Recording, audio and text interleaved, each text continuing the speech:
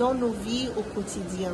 Par exemple, lorsque vous apprenez à maîtriser votre respiration, vous pouvez contrôler la relaxation de votre corps. Ça, c'est quelque chose de très utile si vous vous rencontrez dans une situation de beaucoup de stress.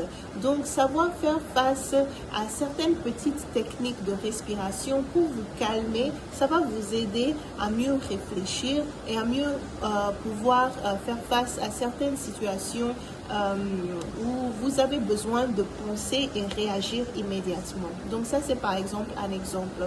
Aussi, lorsque on est en train de faire des exercices de respiration, on trouve une certaine calme puisque la respiration est directement reliée à nos pensées. C'est-à-dire, plus la respiration est calme, plus nos pensées aussi se calment. Et le mental n'arrive pas à faire en fait plus de deux choses en même temps. C'est-à-dire, soit vous dites à votre mental de se concentrer sur la respiration, ou soit vous vous faites emmener par les idées du mental. Il faut essayer ça. Simplement, on connaît tous, par exemple, le secret de compter avant d'aller dormir. Par compter, c'est un peu comme compter la respiration. Les chiffres nous aident aussi avec le même mouvement de inhalation-exhalation. C'est dans le même rythme.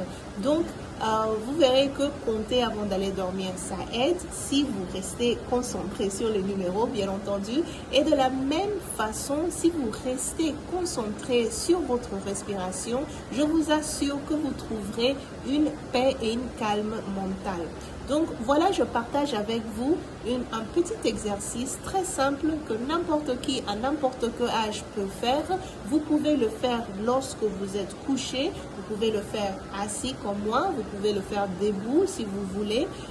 Je vais vous faire voir la forme classique, mais lorsque vous apprenez la technique, vous pouvez le faire même en fermant les yeux et sans utiliser les gestes de la main que je vais vous faire voir. Je vais expliquer tout cela dans quelques instants. L'exercice, c'est l'exercice de la respiration alternée. La respiration alternée, aussi connue comme Anuloma Viloma en sanskrit. Il faut mettre le doigt de la main droite comme ça, c'est-à-dire l'index et le moyen dedans. Et vous laissez l'annulaire et le petit doigt dehors et aussi le pouce. Vous allez retourner fermer la narine droite avec votre pouce et les autres deux doigts qui restent vont fermer la narine gauche. Maintenant, il faut compter